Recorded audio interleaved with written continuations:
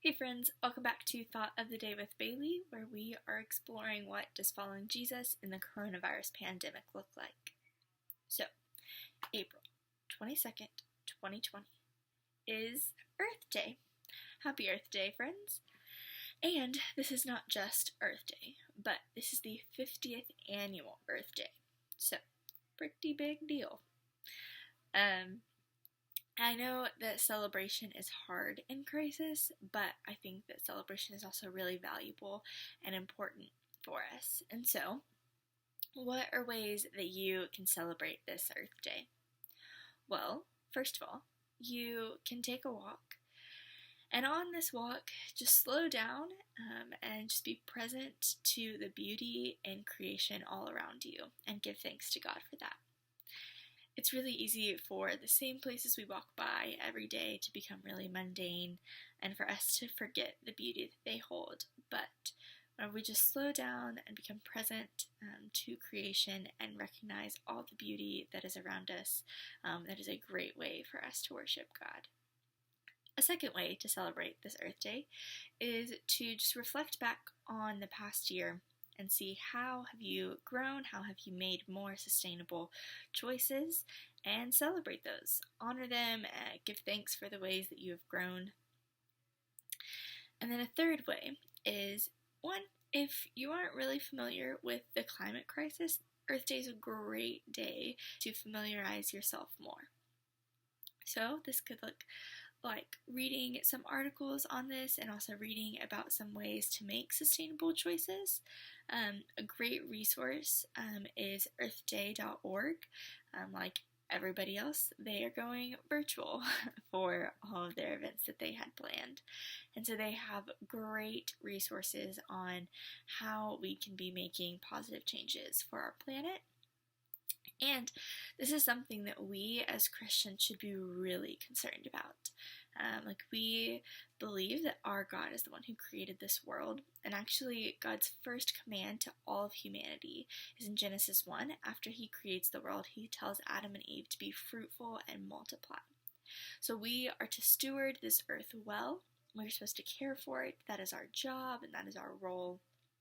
And so whenever we hear that the climate is in crisis, this is something that we should be taking very seriously and seeing how are we impacting that and how can we make better choices.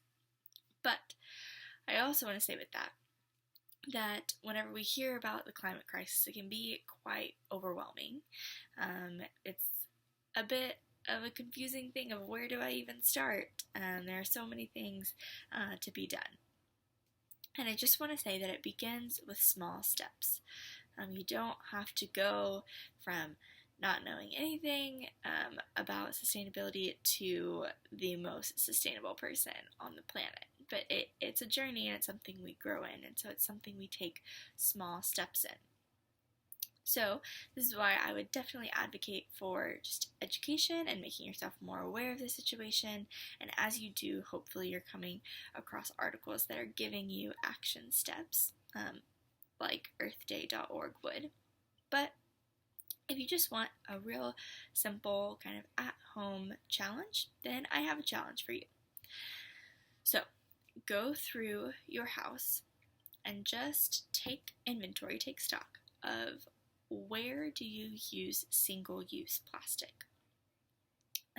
Single-use plastic is a big issue in the climate crisis and something we definitely need to be working to reduce. Not necessarily all plastic. I'm not saying all plastic is evil. There have been great inventions that have come from the use of plastic, but single-use plastic is something that is not sustainable and our earth cannot continue to take the impact of. So go through your house and just see where do you use single-use plastic. And then just look up companies for alternative ways to receive the same product but not in a single-use plastic container. So for example, my mom and I found this company that they ship you little tablets for soap. So you could use bar soap instead of bottle soap. That's definitely an alternate. But this company they will send you like a starter kit, so they will send you the bottle that you would use, and then you get a little tablet subscription. And what you do is you put that in the bottle and you add water, and it turns into soap, because most of our cleaning products are actually water. So now we're shipping less, which means we have less carbon emission. Go Earth. And then two, we aren't buying a new plastic bottle every time we need more soap. You just get a new tablet in the mail. So there are all these small companies like this that are offering up solutions, but it's just sometimes not the first thing you see when you walk through Tesco.